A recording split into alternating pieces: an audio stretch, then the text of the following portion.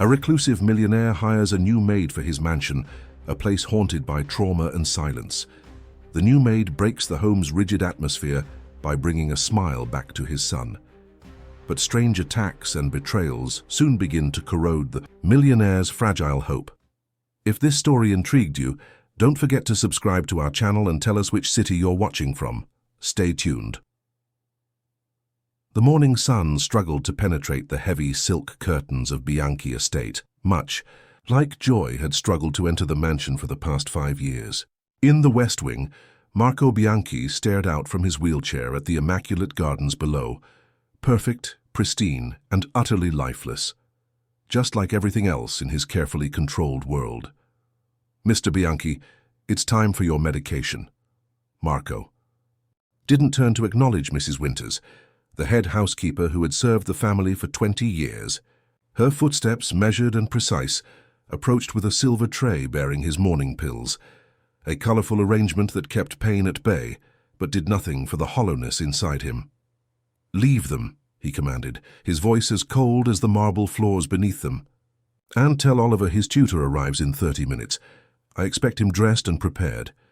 "Yes, sir." Mrs. Winters placed the tray on the mahogany side table, hesitating before adding, "The boy was asking if he might spend some time outdoors. Today the weather is quite pleasant." Marco's jaw tightened. His studies take priority. The gardens are not a suitable place for him. Not since the accident. Not since that terrible day when Marco's world had collapsed, literally and figuratively, leaving him confined to this chair, prisoner to memories that haunted him with every glance toward the East Garden, where it had all happened. Mrs. Winters departed with a slight bow, her disapproval evident only in the rigid line of her shoulders. Marco knew what the staff thought of him. The cruel father, the reclusive tyrant. Let them think what they wanted. They didn't understand that every restriction, every rule was designed to protect Oliver from the dangers Marco had learned about. Too late. 30 minutes later, Marco wheeled himself into the library where 7-year-old Oliver sat perfectly still at the grand oak table, his small legs dangling above the floor. The boy's blonde hair was neatly combed, his blue eyes so like his mother's, downcast as he traced invisible patterns on the table's surface. "Sit up straight, Oliver," Marco instructed, watching his son's spine stiffen immediately. "Mr. Peterson informs me your mathematics needs improvement." Oliver nodded silently. "You will focus on your arithmetic today. I've instructed him to give you additional exercises." "Yes, Father." The boy's voice was barely audible, a whisper of what a child's voice should be. Something twisted inside Marco's chest, an uncomfortable sensation he quickly suppressed. This was necessary. The world was unforgiving, filled with people waiting to take advantage of weakness. Oliver would be prepared. He would be safe. "After your lessons, you may read in your room. I have a video conference with Tokyo at 3. Marco was about to leave when Oliver spoke up, his voice slightly stronger. "Father, could I maybe play with the remote control boat you gave me for Christmas? In the indoor pool? I wouldn't make a mess." The request hung in the air between them. The boat had been an impulsive purchase, a moment of weakness on Marco's part, remembering his own childhood fascination with such toys. But since giving it to Oliver, he had found reasons to delay its use. "Perhaps another time," Marco replied, ignoring the flicker of disappointment in his son's eyes. "Water can be dangerous, and the pool area has many hard surfaces." He wheeled himself out before Oliver could respond, not trusting himself to maintain his resolve in the face of his son's quiet disappointment. It was for the best. Everything he did was for Oliver's protection. In his study, Marco immersed himself in work, the one area of life where he still maintained complete control. Bianchi Enterprises had doubled its worth since the accident, largely because Marco had channeled all his energy into the business, working remotely from his fortress of solitude. The outside world held nothing for him now except threats and pitying glances. A knock interrupted his concentration. "Enter," he called sharply. Mrs. Winters appeared, her usual composed expression tinged with something unusual, uncertainty. "Sir, I need to discuss a pressing matter. Margaret has given her notice. She can no longer manage both the cleaning and helping with Oliver's care. Marco frowned. Find a replacement immediately. That's just it, sir. This is the third staff departure. In 2 months. The agency is struggling to find candidates willing to work here given the, specific requirements and remote location. Specific requirements? Marco's eyebrow arched dangerously. Mrs. Winters held her ground, one of the few who dared. The extensive background checks, the non-disclosure agreements, the restrictions. On personal phone use while on property, the limited interaction allowed with Oliver.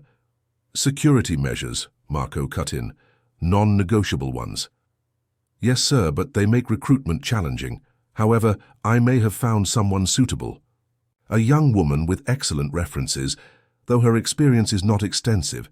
She's available to start immediately. Marco drummed his fingers on his desk. What's her background? College educated, worked for 2 prestigious families in Boston. Clean record, supports her younger sister through college. Her name is Eleanor Hayes. Have security run the full check. If she passes, bring her in for an interview tomorrow. Mrs. Winters nodded, relief visible on her face. Yes, Mr. Bianchi, thank you. After she left, Marco turned his chair to face the large windows overlooking the sprawling estate. 20 acres of manicured perfection surrounding the mansion, all enclosed by a state-of-the-art security system. His gilded cage. The next morning, Marco positioned himself in the grand living room, deliberately selecting a spot that would put the interviewee at a disadvantage, facing the glare from the windows. It was a power play he'd often used in business. Negotiations. When Mrs. Winters ushered in Eleanor Hayes, Marco was momentarily taken aback. He had expected someone older, more severe, like the parade of stern-faced housekeepers who had come before. Instead, Eleanor was young, perhaps 30, with warm amber eyes and dark curly hair pulled back in a simple ponytail. She wore a modest, navy dress that couldn't hide an underlying vitality that seemed immediately out of place in the mausoleum his home had become. Mr. Bianchi, this is Miss Hayes, Mrs. Winters introduced formally. Eleanor stepped forward, her smile genuine but not overly familiar. It's a pleasure to meet you, Mr. Bianchi. Thank you for considering my application. Her voice carried a slight southern lilt, Georgia, perhaps, warm and rich like honey. It contrasted sharply with the cold, clipped tones that normally echoed through Bianchi Estate. Mrs. Winters says you worked for the Hendersons in Boston, Marco began without preamble. Why did you leave their employment? If Eleanor was intimidated by his abruptness, she didn't show it. Mrs. Henderson's mother moved in with them, bringing her own staff. I was offered a generous severance package. And you've relocated to Connecticut because... A change of scenery, she replied, meeting his gaze directly. And I heard the Bianchi estate was seeking staff. Something about her forthright manner intrigued Marco, though he'd never admit it. The position requires absolute discretion. Nothing you see or hear within these walls is to be discussed outside them. I understand confidentiality, Mr. Bianchi. The families I've worked for value their privacy, as I value mine. The work will include general housekeeping duties and assisting with my son's care when required.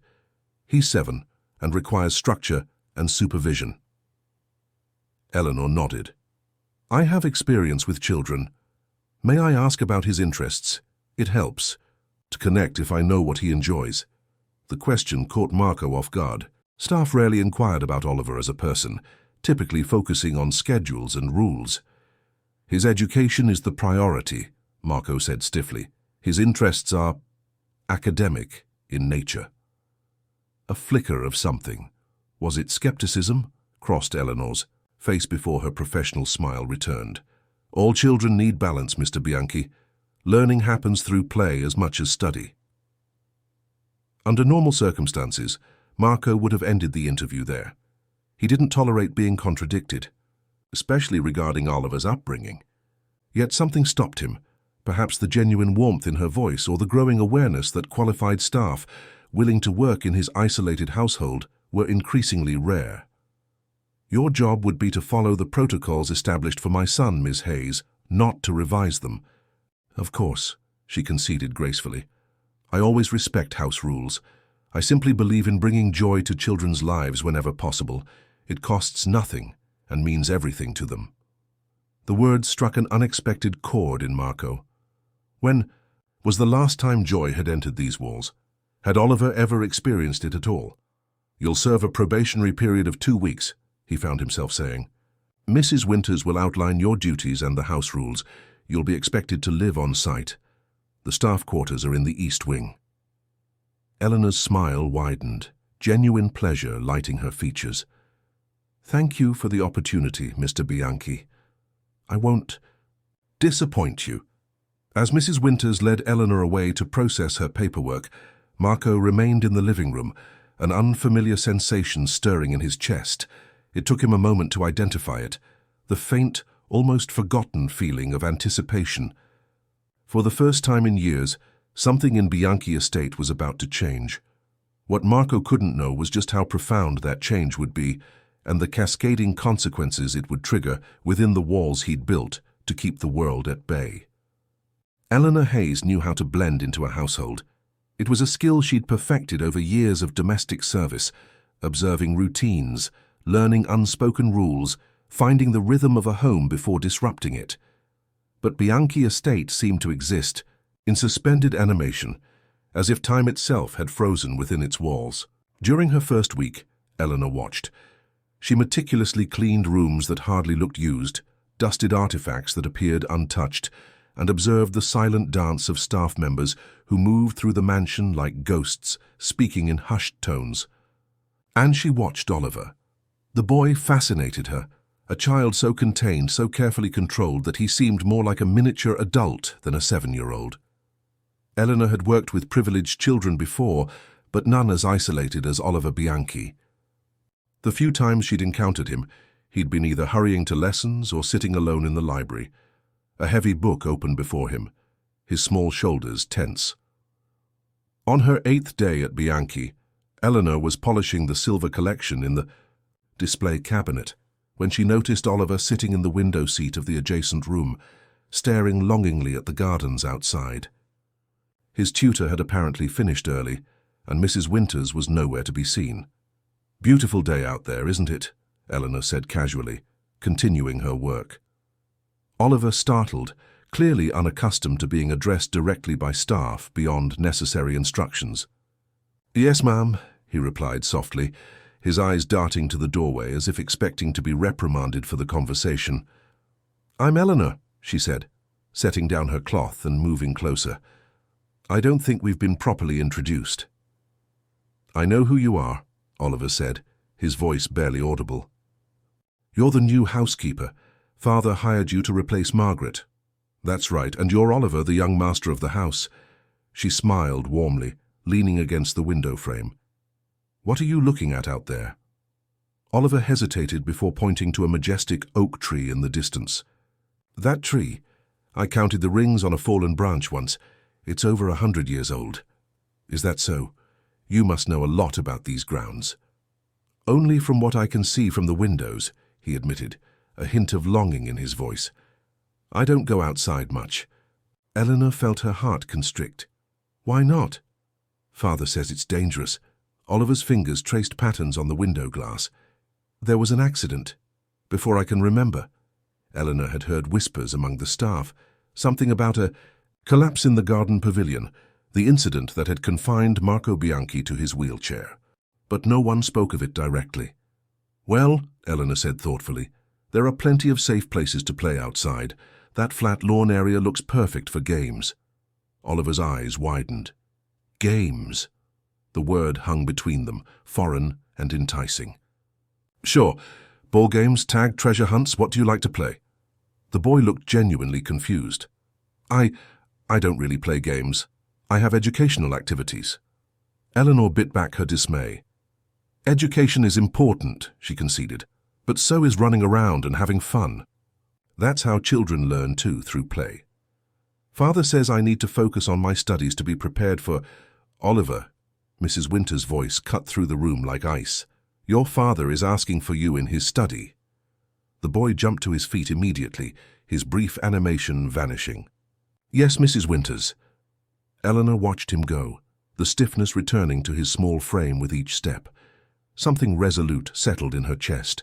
This wasn't right. No child should live in such a joyless environment, regardless of wealth or circumstance. 2 days later, Eleanor got her chance. A rare conference call had pulled both Marco and Mrs. Winters into the home office, and Oliver's tutor had called in sick. The boy had been instructed to read in the library, but Eleanor found him once again by the window, staring outside. "I have a secret," she whispered conspiratorially. Oliver turned, curiosity briefly overtaking his habitual caution. Eleanor pulled a small rubber ball from her pocket. "I found this in one of the storage rooms. I bet it still bounces." "What would we do with it?" Oliver asked. "Come with me and find out." She shouldn't be doing this. She knew the rules, knew she could lose her position, but the hollow look in Oliver's eyes compelled her forward. Minutes later, they stood in the grand foyer, its marble floor stretching out like a small ballpark. Eleanor bounced the ball once, the sound echoing dramatically through the silent mansion. "Your turn," she said, tossing it gently to Oliver. He caught it reflexively, then looked at it as if it might explode. "We're not supposed to play with balls inside. Father says they could break things." "That's why we're being careful," Eleanor reasoned. "Just one bounce. See how high it goes." Oliver hesitated, then let the ball drop. It bounced higher than he expected, and a small surprised laugh escaped him, perhaps the first genuine laugh these walls had heard in years. Soon they were inventing games, keeping the ball low, creating targets with Eleanor's cleaning rags.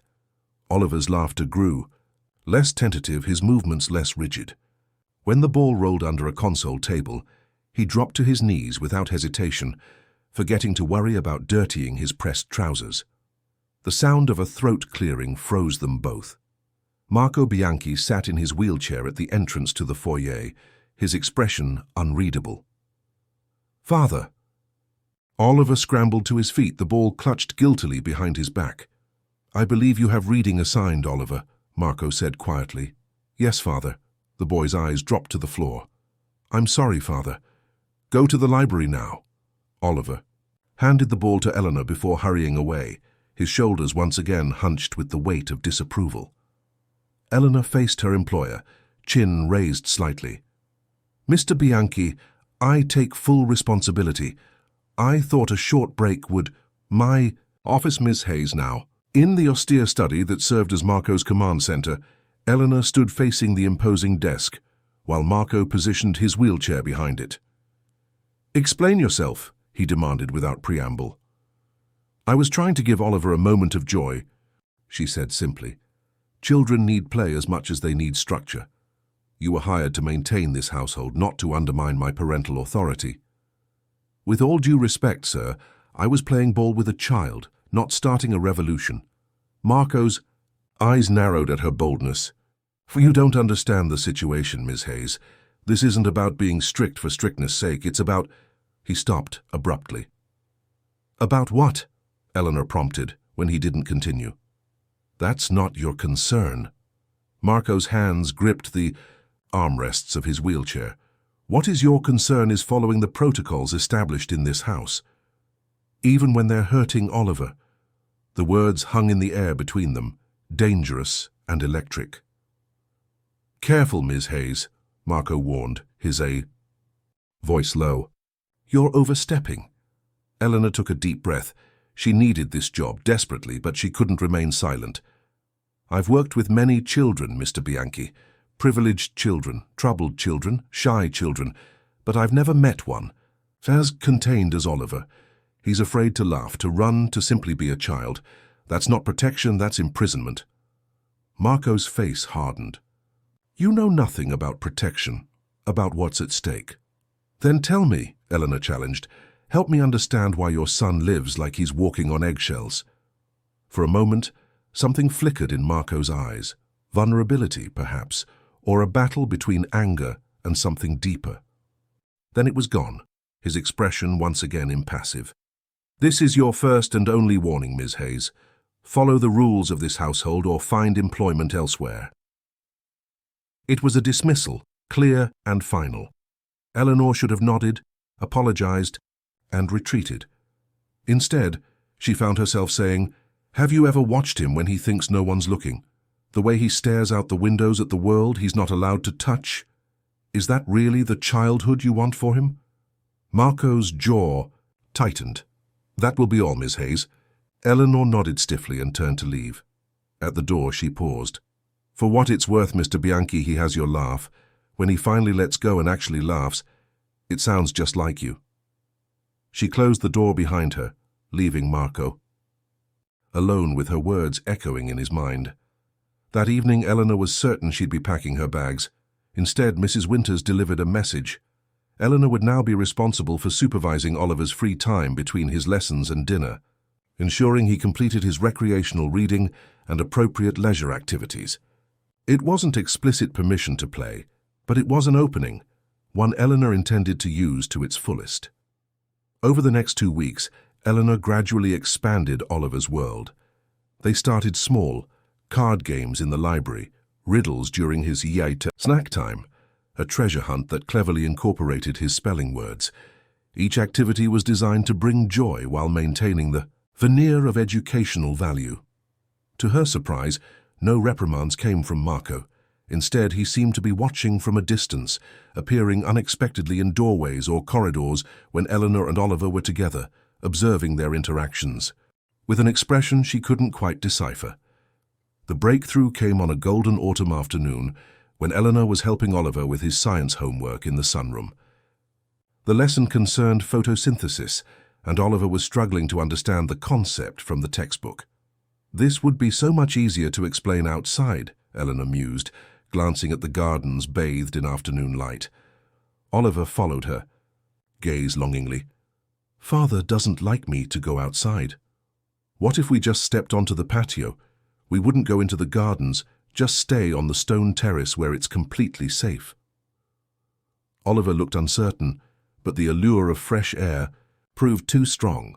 Minutes later, they stood on the wide stone patio, the textbook forgotten as Oliver tilted his face to the sun, breathing deeply. "It smells different out here," he whispered, awe in his voice. "I'd forgotten." Eleanor's heart ached at the simple statement. "Different how?" Like things are growing, like the world is alive." From the corner of her eye, Eleanor noticed movement at the upstairs window, Marco watching them. She held her breath, waiting for him to signal them back inside. Instead, after a long moment, he simply wheeled away from the window. "Look!" Oliver pointed excitedly to a soccer ball half hidden in the groundskeeper's shed near the patio. "Is that a real soccer ball?" Without overthinking it, Eleanor retrieved the ball. "Do you know how to play?" Oliver shook his head, his eyes wide with anticipation. "Well, the first thing to know is that you use your feet, not your hands."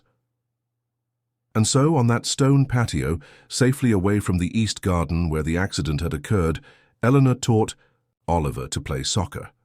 His initial awkwardness quickly gave way to natural childish exuberance, his laughter ringing clear in the afternoon air. Neither of them noticed Marco's return to the window, his hand pressed against the glass as he watched his son run, jump and play for the first time in years. They didn't see the conflict that crossed his face, or the tear that traced an unexpected path down his cheek. But later that evening, when Mrs. Winters delivered a message that Mr. Bianchi has approved supervised outdoor activities on the west patio for Master Oliver, Eleanor understood that something fundamental had shifted within the walls of Bianchi Estate. What she couldn't know was that while one door was opening, another was closing, and dark forces were gathering just beyond the property's immaculate gates, forces that would soon threaten the fragile new beginnings taking root in the mansion's cold soil. October painted Bianchi Estate in amber and gold, the manicured grounds transformed by autumn's touch. For the first time in years, Marco Bianchi found himself watching the seasonal change with something other than indifference. From his study window, he observed as Eleanor guided Oliver through the simple joy of jumping into piles of fallen leaves, the boy's laughter carrying on the crisp air. 3 weeks had passed since the soccer incident, and against his better judgment, Marco had continued to loosen the restrictions on Oliver's activities. Supervised outdoor time had expanded from 30 minutes to an hour, then 2. Eleanor had somehow negotiated this new reality without direct confrontation, simply proceeding as if each small freedom was natural and expected. What troubled Marco most wasn't the rule-bending, it was his own reaction to it. He found himself looking forward to glimpses of these play sessions, to hearing Oliver's animated dinner recountings of what he'd learned or discovered. Something long dormant was stirring within Marco, something dangerously close to hope. "Mr. Bianchi?" The voice of his security chief, Harrison Wells, pulled Marco from his thoughts. "I've completed the quarterly assessment." Marco turned his wheelchair from the window. "And?" Harrison placed a tablet on the desk. "The systems are functioning at optimal capacity, but I've noted some concerns about the eastern perimeter cameras. There have been intermittent outages. Equipment failure? Possibly, or tampering." Harrison's expression remained professionally neutral, but his implication was clear. "I've also noted unusual activity in the surveillance logs. Someone has been accessing the security footage from within the house network." Marco's fingers tightened on his armrest. "Who?" "That's the thing, sir. The access point shifts. First the library computer, then the kitchen staff terminal, once even from the guest suite that's currently unoccupied. Someone using different locations to cover their tracks," Marco concluded, his mind racing through possibilities.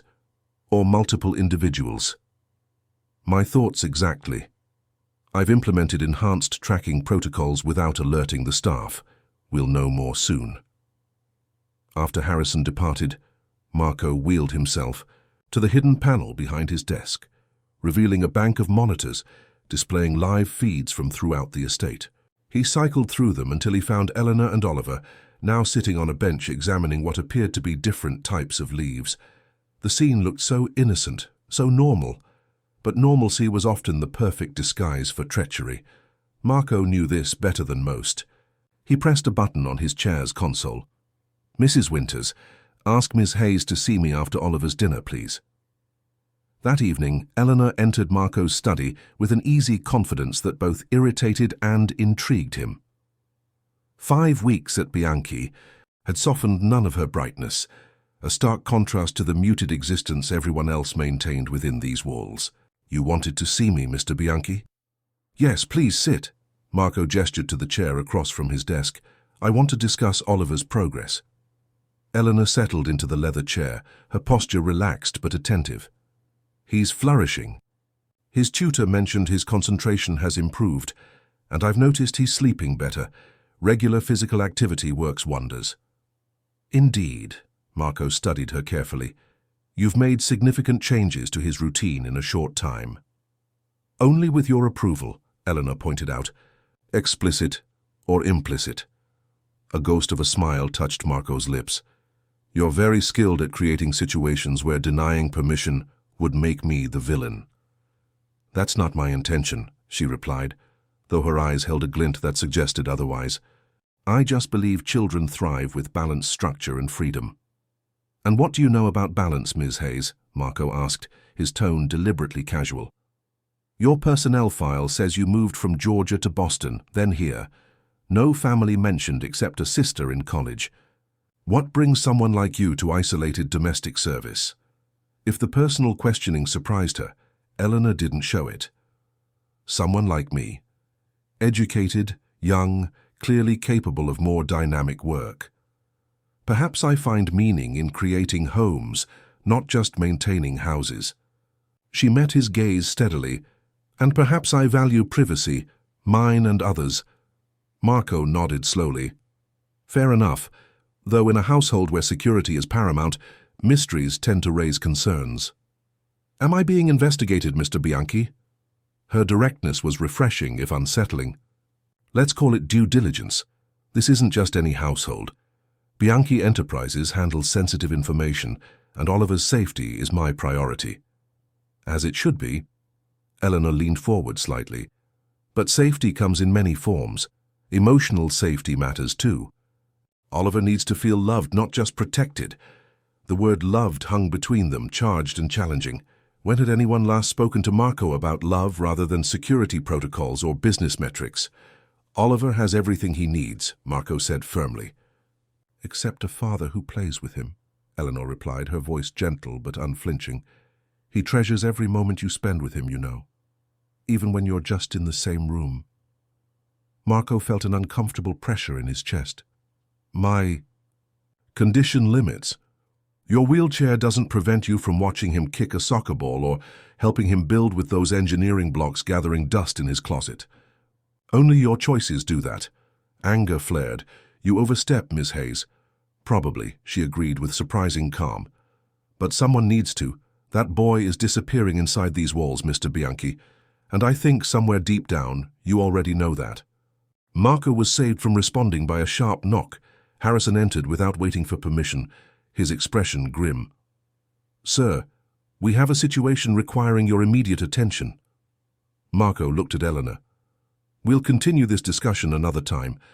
After she left, Harrison closed the door firmly. "The package you've been expecting arrived, but there's been a complication. The courier was followed." "By whom?" "Unknown, but they managed to photograph the exchange. I've doubled the perimeter guards for tonight."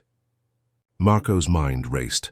The package contained sensitive documents related to Bianchi Enterprises' upcoming acquisition, documents that certain competitors would pay handsomely to obtain. Any unusual behavior among the staff today? Calls made? Unexpected departures from routine? Harrison hesitated. The new housekeeper received a call this afternoon that appeared to distress her. She stepped outside the property boundaries to take it, beyond our audio surveillance range. Marco's suspicions crystallized. Eleanor's arrival had coincided too. Perfectly with several security anomalies, her rapid ingratiation with Oliver provided ideal cover for intelligence gathering, and yet, something about the accusation felt wrong. "Continue monitoring, but discreetly. I want evidence before action." After Harrison left, Marco pulled up Eleanor's background check on his computer. Everything appeared in order. References confirmed, criminal record clear, education verified. But people could be bought, records could be falsified, and threats could compel even the most seemingly innocent person to betray trust. Later that night, unable to sleep, Marco wheeled himself through the silent mansion. He paused outside Oliver's room, the door slightly ajar. To his surprise, a soft light glowed within. Pushing the door wider, he found Eleanor sitting beside Oliver's bed, reading quietly from a book of adventure stories. The boy was already asleep, but she continued reading, as if unwilling to break the spell of the moment.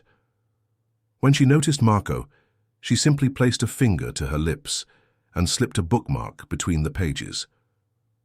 In the hallway, she whispered, "He had a nightmare. Something about the accident. He wouldn't say more." Marco felt a pang of guilt. "I'll stay with him." Eleanor nodded. "The book helps. Adventure stories where brave people overcome obstacles. He says they remind him of you." "Of me?" Marco couldn't hide his surprise. "He thinks you're the bravest person he knows, facing each day despite your pain." She touched his shoulder lightly. "Children see more than we realize, Mr. Bianchi." The touch, brief and innocent, sent an electric current through Marco. How long had it been since anyone had touched him with such casual warmth? "Good night, Miss Hayes," he managed, his voice rougher than intended. Her smile in the dimly lit hallway held a gentleness that followed Marco back to his room, complicating his suspicions in ways he wasn't prepared to examine. The next morning brought trouble. Harrison reported that the security system had been compromised overnight. Not hacked from outside, but accessed using valid credentials from within. Simultaneously, Mrs. Winters discovered that documents had been disturbed in Marco's private study, though nothing appeared to be missing. "It's escalating," Harrison warned. "Whoever's gathering intelligence is getting bolder." Marco made his decision. Install the additional surveillance, every room, including staff quarters. "Sir, that exceeds even our current protocols. The staff will accept it or find other employment." Oliver's safety comes first. The new cameras were installed discreetly, while the staff attended to their duties elsewhere in the mansion. Marco watched the feeds from his study, feeling a twinge of guilt that he quickly suppressed. The end justified the means, always had. Shortly after midnight, the monitoring system alerted him to movement. Marco watched as Eleanor, dressed in dark clothing, slipped from her room and made her way through the quiet house. Instead of heading toward his office or the secure rooms, however, she moved toward the kitchen. There she retrieved her phone from a hiding place inside an old coffee tin, circumventing the rule about staff surrendering personal devices during work hours. Marco increased the audio. "I know, Lily," Eleanor whispered into the phone. "I'm doing my best. Yes, another payment went through today. No, don't worry, I'll handle it. You just focus on your finals." She listened for a moment, then continued. "He's threatening to call in the loan? Damn it. No, Lily, don't cry. I'll figure it out. I always do." Another pause. "Just give me 2 more weeks. I can get the money by then, I promise." After ending the call, Eleanor returned the phone to its hiding place and pressed her palms against her eyes, her shoulders shaking slightly. Then, composing herself, she moved back through the house toward her room. Marco sat back, conflicted. The conversation suggested financial desperation, not corporate espionage, but desperation made people vulnerable to coercion. Could Eleanor be working under duress, feeding information to someone threatening her? "Sister?" The next day, Marco had Harrison run deeper checks into Eleanor's background. The results were illuminating. Her parents had died 3 years earlier in a car accident, leaving substantial medical debts. Eleanor had withdrawn from her master's program to support her younger sister's education, working multiple jobs to keep them afloat. Recently, they'd fallen behind on payments to a private lending company with questionable business practices. The intelligence partially eased Marco's concerns about Eleanor's motives while raising new ones about her vulnerability. If she wasn't the source of the security breach, who was? And if someone was targeting Bianchi, might they also target those within its walls who had financial weaknesses that could be exploited? The answer came sooner than expected. The following afternoon, Marco was reviewing security footage when he noticed something unusual. Frank Miller, the groundskeeper who had worked at Bianchi for only 6 months, taking photos of the mansion's eastern wing with his phone while pretending to trim the hedges. Marco summoned Harrison immediately. Have Miller followed. Check his communications, his bank records, everything. The investigation revealed disturbing connections. Miller had been hired under false credentials, his background fabricated. His real identity was linked to Jason Reynolds, a former executive at Vertex Industries, Bianchi Enterprises' main competitor, and the company that had tried to force a hostile takeover just before Marco's accident. It wasn't just corporate espionage, Marco realized, pieces falling into place. They orchestrated the accident. The pavilion collapse wasn't structural failure. It was sabotage. Harrison nodded grimly. "It appears so, sir, and now they're trying again. We found encrypted communications on Miller's devices. They're planning something within the next 72 hours. As the security team mobilized to counter the threat, Eleanor noticed the increased activity and tension throughout the mansion. Staff were being questioned, security protocols tightened. When she tried to take Oliver for their usual afternoon play session, 2 guards insisted on accompanying them, staying uncomfortably close. That evening, Eleanor found Marco in his study, surrounded by security reports and looking more strained than she'd ever seen him. "Is everything all right, Mr. Bianchi?" she asked from the doorway. He glanced up, momentarily startled. "Just business complications. Nothing for you to worry about." "The extra security says otherwise." She stepped into the room, closing the door behind her. "If there's a threat to this household, to Oliver, I should know." Marco studied her, weighing his options. His instinct for secrecy warred with a growing reluctant trust. "Sit down, Ms. Hayes." He gestured to the chair across from him. "What I'm about to tell you doesn't leave this room." For the next 20 minutes, Marco outlined the situation. The corporate rivals, the evidence suggesting his accident had been orchestrated, the current threat. He omitted details about Eleanor's midnight phone call, but watched her reaction carefully. "So this Miller person was planted here to gather information," Eleanor summarized, her expression grave. "And possibly to..." finish what they started 5 years ago. That's our assessment. Eleanor paled slightly. And Oliver, is he at risk? Everyone in this house is potentially at risk, Marco answered honestly, but we're taking every precaution. What can I do to help? The question surprised him. Most people would be packing their bags, not offering assistance. Stay vigilant, report anything unusual, and keep Oliver occupied. Normal routines are important. Marco hesitated, then added, if things escalate, there's a secure room behind. The library. The entry code is 47986, remember it. Eleanor nodded solemnly. I will. She rose to leave, then paused.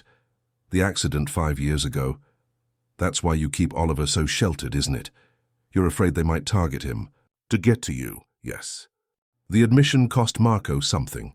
An acknowledgement of vulnerability he rarely allowed himself.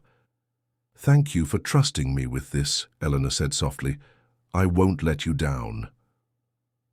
After she left, Marco stared at the door, troubled by an uncomfortable realization. Somewhere along the line, Eleanor Hayes had become more than just another employee. She had become someone whose opinion, whose trust, mattered to him. The next day brought new complications. Harrison informed Marco that Miller had disappeared before they could apprehend him, suggesting a leak somewhere in their security operation. Simultaneously, the estate's main server experienced a sophisticated cyber attack that briefly compromised their systems. They're testing our defenses, Harrison concluded.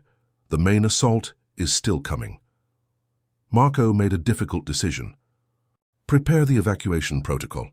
If the situation deteriorates, I want Oliver moved to the safe house immediately. That afternoon, Marco found himself watching Eleanor and Oliver from his office window as they played a modified version of soccer adapted for his son's smaller stature and Eleanor's dress restrictions. The sight of them laughing together under the autumn sun created a painful contrast to the danger surrounding them. When his private phone rang, Marco answered immediately. Yes? We have a situation, sir. Harrison's voice was tight with urgency. The facial recognition system met the gear. Northgate just identified Jason Reynolds himself. He's driving a catering van approaching the service. Ventrance. Marco's blood ran cold. Lock down the estate now. Alarms blared throughout Bianchi. Marco watched as Eleanor instantly gathered Oliver into her arms, scanning for threats before rushing him toward the house. Their eyes met briefly across the distance, hers filled with determination, his with a silent plea to protect what mattered most. As security personnel swarmed the grounds, Marco activated his chair's emergency protocols, allowing for faster movement. He needed to reach the panic room to ensure Oliver's safety personally. But as he rounded the corner toward the main hall, a deafening explosion rocked the west wing of the mansion. Through the chaos of smoke and shouting, Marco had only one thought: find Oliver and Eleanor before Reynolds did. The hunt that had begun 5 years ago was reaching its climax, and this time Marco had far more to lose than just his mobility. Smoke curled through Bianchi's elegant corridors as the mansion's emergency systems battled the aftermath of the explosion. The West Wing, thankfully far from Oliver's rooms, had sustained significant damage, but the real danger wasn't structural. It was a diversion. Eleanor had reacted with instinctive precision when the alarms sounded. Scooping Oliver into her arms, she'd raced toward the house, her mind fixed on a single goal: reach the secure room Marco had revealed to her. The boy clung to her, his small body trembling, but his voice steady as he asked, "Is father safe?" "Your father knows what to do," Eleanor assured him, hoping her words held truth. "He's probably already heading for the safe room to meet us." They'd nearly reached the library when Mrs. Winters appeared from a side corridor, her usually impeccable appearance disheveled. "Miss Hayes, thank goodness!" The housekeeper's voice carried unusual urgency. "Mr. Bianchi sent me to bring Oliver to him. He's in the East Study, a more secure location than expected. Please let me take the boy." Eleanor hesitated, something in Mrs. Winters' manner triggering alarm bells. In the 3 months she'd worked at Bianchi, the housekeeper had never once referred to any room as the East Study. It was always Mr. Bianchi's secondary office. "Oliver stays with me," Eleanor said firmly, backing away. Mr. Bianchi's instructions were clear. The secure room behind the library. Mrs. Winter's expression hardened. "Don't be foolish, girl. We don't have time for—" The sharp sound of a gun being cocked interrupted her. A man Eleanor had never seen before stepped from the shadows behind Mrs. Winters, his weapon trained on them. "Enough theatrics, Margaret," he said coldly. "Get the boy." The use of the former housekeeper's name confirmed Eleanor's suspicions. This woman wasn't Mrs. Winters at all, but someone wearing similar clothes taking advantage of the chaos. Eleanor backed away further, positioning herself between Oliver and the threat. "Run when I tell you," she whispered to the boy. "Library. Secret room, the code your father told me. But no matter what happens, run, don't look back." The impostor advanced, her disguise abandoned now that deception had failed. "Hand over the child and perhaps Mr. Reynolds will let you live." Eleanor assessed her options rapidly. The corridor offered little cover, but a large decorative vase stood on a pedestal to her right. It wasn't much, but it was something. "Now, Oliver!" Eleanor shouted, simultaneously lunging for the vase and hurling it at their attackers. Porcelain shattered spectacularly, momentarily distracting the armed man as Oliver bolted toward the library. The impostor made to follow him, but Eleanor tackled her, both women crashing to the floor. "Run!" Eleanor screamed again, struggling to keep the woman pinned. A shot rang out, the bullet embedding itself in the wall inches from Eleanor's head. The armed man approached, his weapon now aimed directly at her face. "Where's Bianchi?" he demanded. "Go to hell," Eleanor spat, bracing for the worst. Instead of firing, the man yanked her to her feet. "Reynolds wants them both. She'll lead. Gus to them." They dragged Eleanor through the corridors, using her as both hostage and guide. The mansion had descended into chaos. Security personnel were engaged with multiple intruders, alarms blared, and the smoke from the explosion created disorienting clouds throughout the west sections.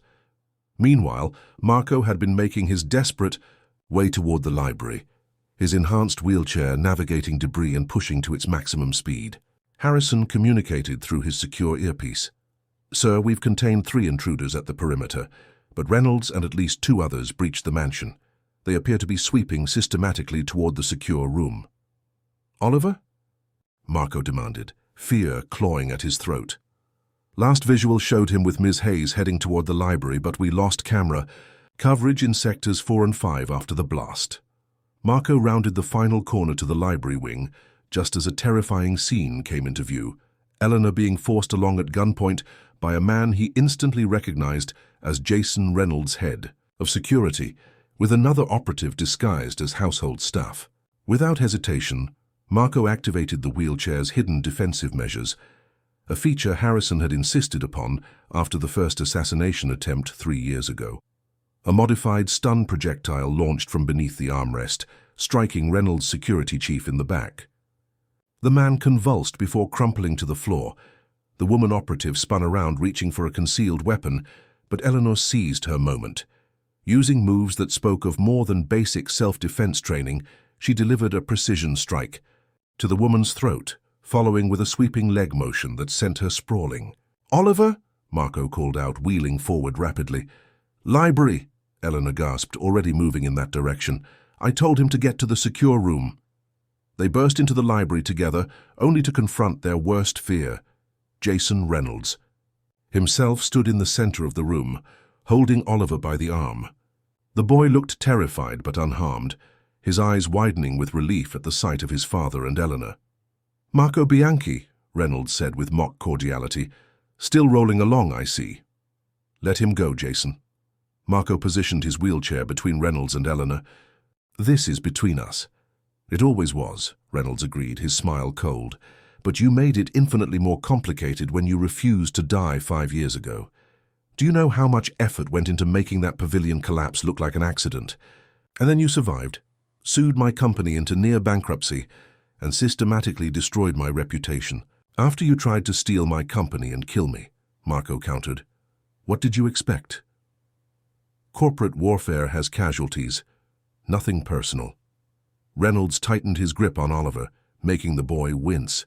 But this is personal now. Eleanor stepped forward, her voice eerily calm.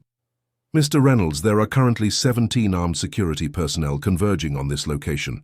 In approximately 90 seconds, you'll be surrounded. Your accomplices have been neutralized. Let the boy go, and perhaps you can negotiate your way out. Reynolds laughed. Nice try, Nanny, but Bianchi's security systems are compromised. No one's coming to the rescue. He looked at Marco with undisguised hatred. 5 years of planning, of infiltrating your perfect fortress bit by bit.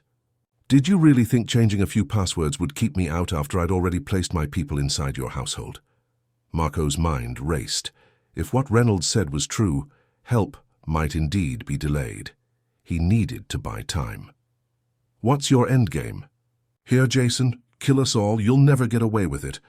Times have changed, Marco.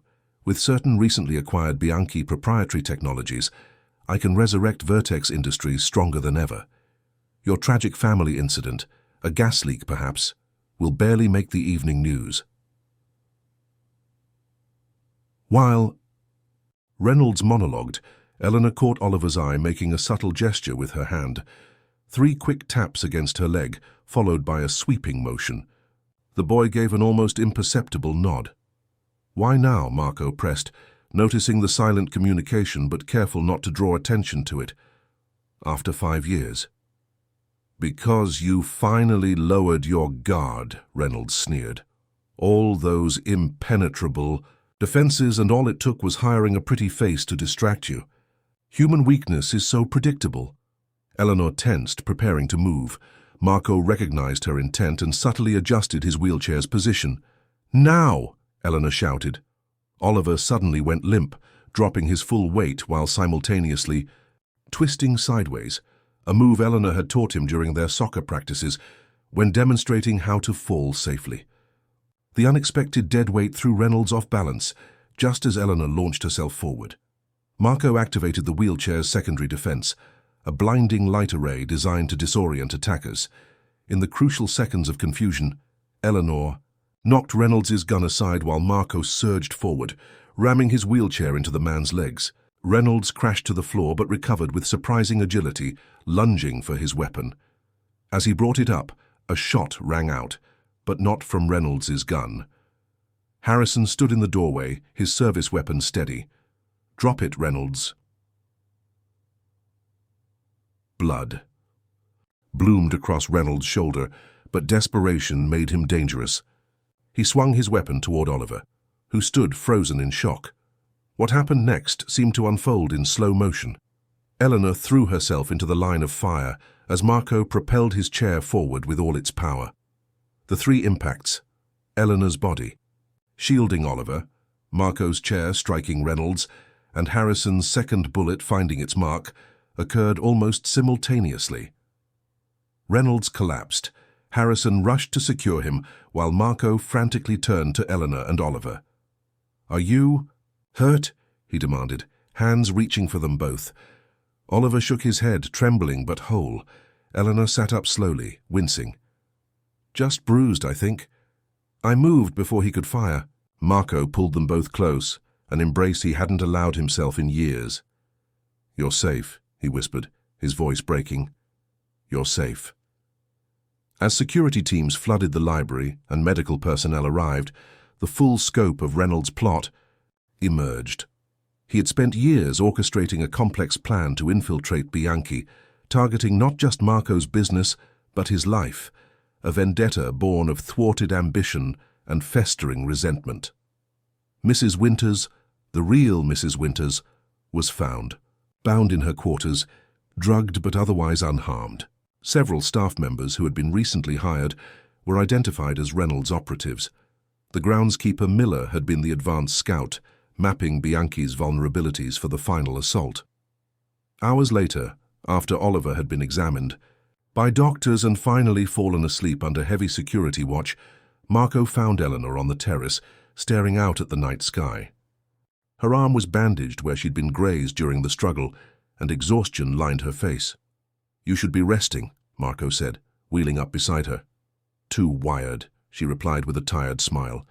"Besides, the stars help put things in Perspective. They sat in companionable silence for a moment before Marco spoke again. You saved my son today, possibly both of us. We saved each other, Eleanor corrected gently. That's what families do. The word families hung between them, weighted with possibility. Your background in self-defense was unexpected, Marco observed, as was your crisis management. Eleanor's smile turned wry. 3 years of criminal justice studies before my parents died, and I had to leave school. I've picked up a few skills along the way. The phone calls to your sister, Marco said carefully. The financial pressure you're under. Why didn't you come to me? Eleanor looked at him sharply. You knew about that? After the security breaches started, we monitored everyone. I saw you calling your sister about loan payments. So you suspected me. It wasn't a question. Briefly, Marco admitted, but not for long.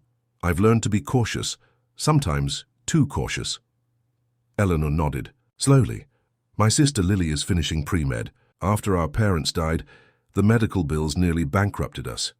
I took what loans I could, but the interest kept mounting. When legitimate banks turned us down, I made the mistake of dealing with less reputable lenders. Those debts are no longer a concern, Marco said quietly. Eleanor's eyes widened. What do you mean? I had my financial team settle them this afternoon.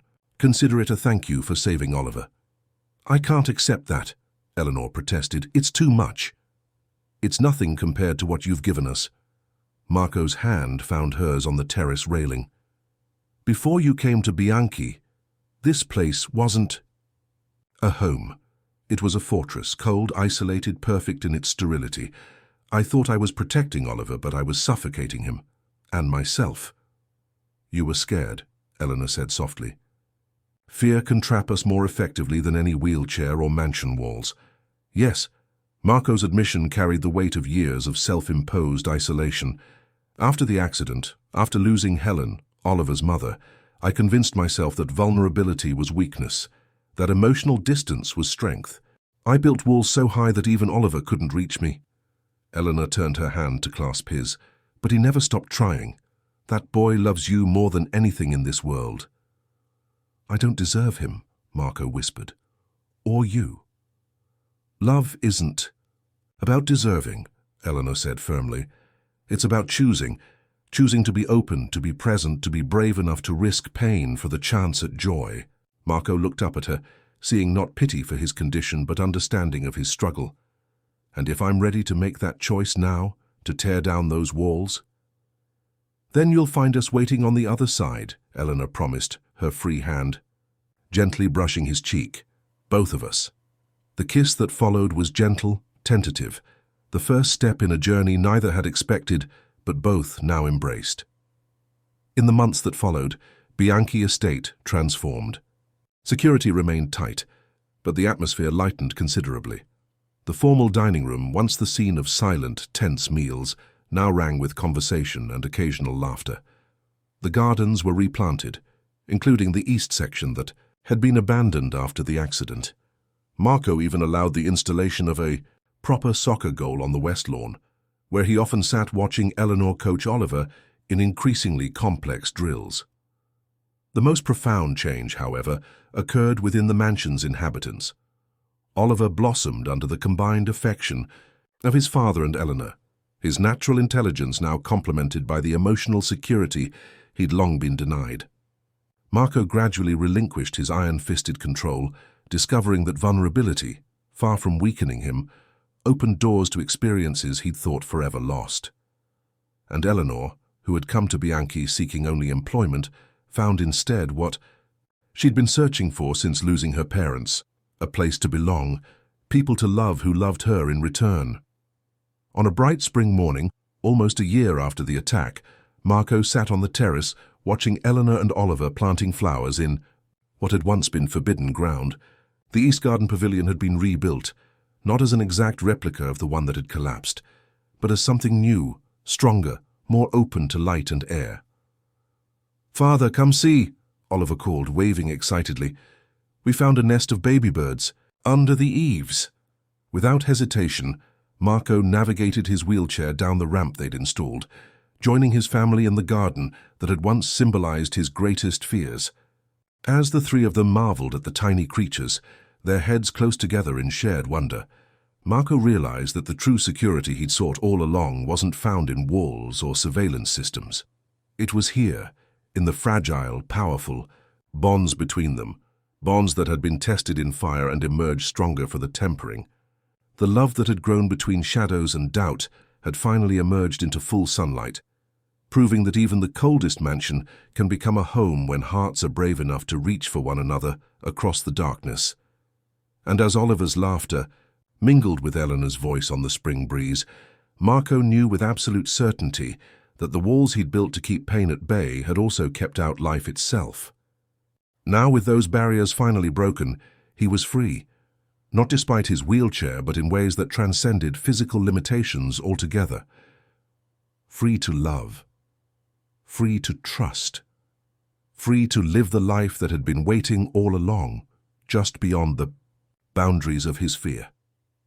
Epilogue, 5 years later. The sound of laughter echoed across Bianchi Estate's expansive lawn as guests gathered for the annual summer charity gala. Once a fortress of solitude, the mansion now regularly opened its doors to fundraisers, supporting spinal cord research and programs for children who had lost parents. Under a white canopy decorated with twinkling lights, Marco Bianchi watched, his son, now 12, confidently leading a group of children in an impromptu soccer match. The boy who had once been afraid to speak above a whisper now radiated confidence and joy, his natural leadership abilities flourishing in an environment of love and security. "Penny, for your thoughts?" Marco turned to find Eleanor beside him, radiant in a simple blue dress, her hand resting on the slight swell of her abdomen, evidence of their growing family. "Just thinking about how far we've come," Marco replied, taking her hand. "From a prison of my own making to this." Eleanor smiled, the gold band on her finger catching the evening light. Their wedding 2 years earlier had been an intimate affair on these very grounds, with Oliver proudly serving as best man. Marco Bianchi getting sentimental? "Alert the press," she teased, leaning down to kiss him softly. "Only with you," he admitted, "always with you."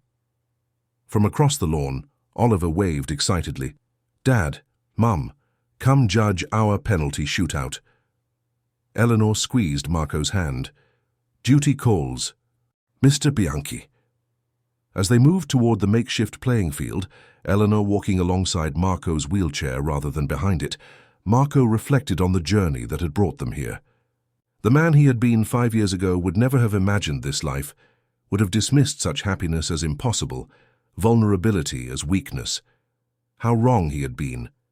The real prison had never been his wheelchair or even the mansion walls. It had been his fear of being hurt again, of losing control, of letting others see his pain. By trying to protect himself and Oliver from the world, he had nearly lost the very things worth protecting: love, connection, joy. Eleanor had changed everything, not by pitying him or trying to fix him, but by seeing him, truly seeing him, beyond his disability, beyond his wealth, beyond the walls he'd built. She had shown him that the greatest strength comes not from isolation, but from the courage to reach out, to trust, to love, despite the risk of loss. And in doing so, she had given both Marco and Oliver back their lives. As the family came together on the field, surrounded by friends and laughter under the summer sky, the last chains fell away from Marco's heart. The man who had once been a prisoner was finally completely free. Dear listeners, we hope Marco and Eleanor's journey has touched your heart as deeply as it has ours. Their story reminds us that sometimes the walls we build to protect ourselves become the very prisons that keep us from truly living. We've created a special playlist featuring equally moving stories about healing, second chances, and the courage to love again after trauma. You'll find it by clicking the link to your left. If you enjoyed Hearts Unchained, please subscribe to our channel and leave a like on this video. Every day, we bring you unique stories that explore the complexity of human relationships and the resilience of the human spirit. Your comments help us understand which stories resonate with you the most, so we can continue creating content that speaks to your heart. Join our community of storytelling enthusiasts and never miss our next emotional journey. Until then, remember that true freedom often begins when we find the courage to tear down our walls and let others in.